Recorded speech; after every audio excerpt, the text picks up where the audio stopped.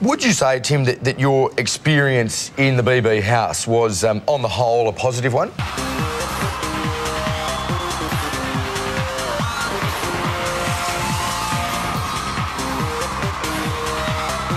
Oh, it was for me. I mean, I went in there to talk about politics and all that sort of stuff. That's just important to me. Tim Brunero, you were born at the very start of Generation Y. Hello adults, welcome again to Big Mouth. But first, let's meet tonight's panel. Former housemates, Tim Brunero! Welcome, Tim. Oh, hi, thank you. Hey, applaud ya! Catch! They railed against the coalition government and encouraged the crowd to call the minister directly on his mobile phone. All right, we're going to give you the number now. Hello and welcome to Small Biz Central, the show that provides you with the tools you need to run a small business. I'm Tim Brunero, and on this episode we're going to discuss people management. Hi, my name's Phil Gallo.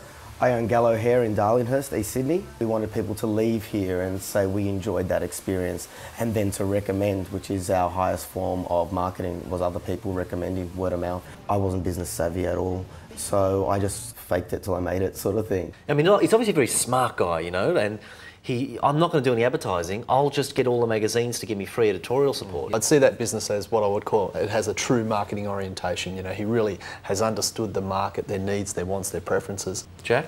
Well, as you can tell, I use hairdressers regularly, so, you know. Welcome to Dare I Ask, the show where we ask the questions others don't dare. Each week you're invited into our discussions that deal with the sensitive and even the scandalous. Why is it that people with disabilities would need to visit sex workers? It's just bloody hard to get a route.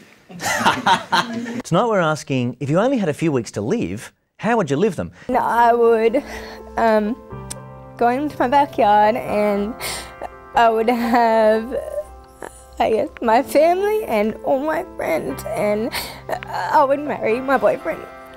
Yeah. The lack of any real economy in East Timor means the country's far from out of the woods. In fact, it's the poorest country in Southeast Asia and one of the poorest in the world. I understood Unionated Abroad did great things, but how do they actually do it?